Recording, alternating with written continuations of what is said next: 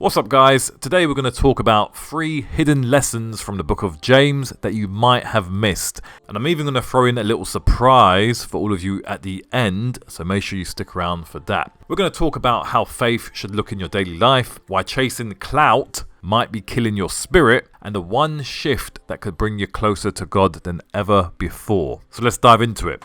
So lesson 1, faith versus works. James teaches us that true faith naturally produces good actions, or in his words, good works. The book of James shows us that genuine faith comes from a genuine heart, and that naturally leads to good deeds in the real world. In other words, our daily actions need to reflect our faith. Let's be honest, right? There are too many people out there that are selfish, not compassionate, lack empathy, etc., but continue to proclaim they have faith. Now look, they can proclaim all they want, but are they really living to how Christ wanted us to? Probably not. Imagine someone who claims to care about the hungry, but never lifts a finger to help. That's exactly what James warns against. Genuine faith is alive, it's visible, and it makes a difference in the world around us. You can see it and sense it when you interact with someone who is truly living out their faith. Likewise, you can see it when someone proclaims they have faith, but their actions show otherwise. It's a feeling, you can sense the spirit and the energy around it.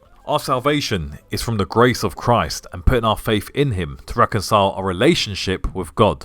And our genuine faith is seen throughout our actions and works in the real world. It's the reflection of our heart. So ask yourself, where in my life do I need to back up my words with consistent action? James encourages us to live out this kind of faith that's both proclaimed and proven. Real faith acts, real faith shows, and real faith moves.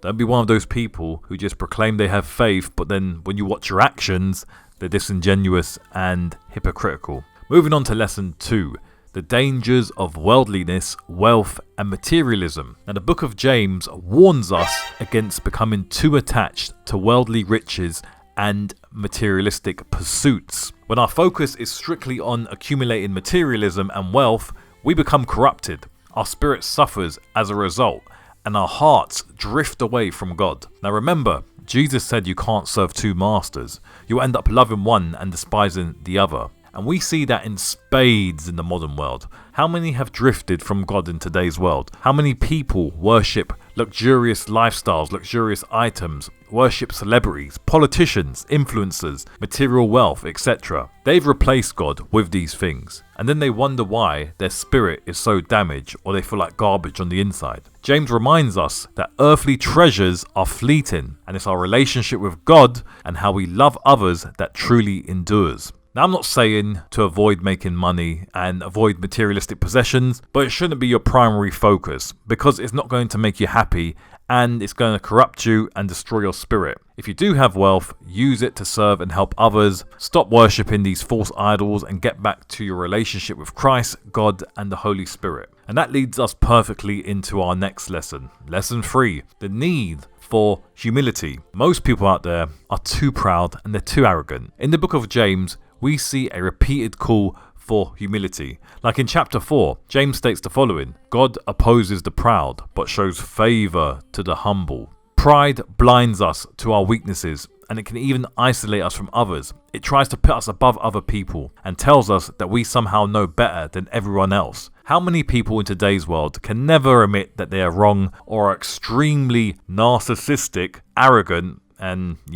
proud? There's a lot of them. They're everywhere. Humility, on the other hand, opens our hearts to correction. It gives us growth. It allows us to receive knowledge, and it allows us to be favorable to God and live in a way that has a positive impact not only on ourselves but other people around us. Think about how humility affects you in everyday life. Whether it's admitting a mistake, asking for help, or giving credit where it's due, the more we practice humility, the more we can reflect God's grace to those around us. Now, this video is only supposed to contain 3 hidden lessons, but because you stuck to the end, we're going to go for a 4th lesson. So lesson 4, draw closer to God. James tells us that if we draw near God, He will draw near us as a result. This is how you build your relationship with God and how He will make Himself known to you. Now, this isn't about routinely attending church or checking off a reading plan. It's an invitation for you to cultivate intimacy with God through prayer, worship, and realigning your hearts away from worldly distractions and more towards Christ, God, and of course, the Holy Spirit. Now, when you set aside even a few minutes each day to sit in God's presence, you're actively choosing to deepen that relationship. And over time, you'll find your desires changing, your priorities shifting,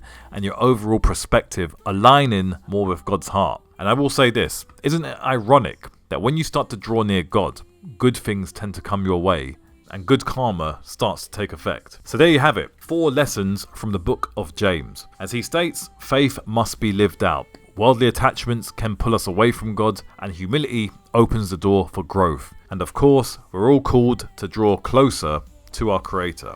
Hope you enjoyed this video. If you did, give us a thumbs up, subscribe, and if you found this video helpful at all, check out the other videos on your screen right now or on our channel. I'll speak to you soon. Peace.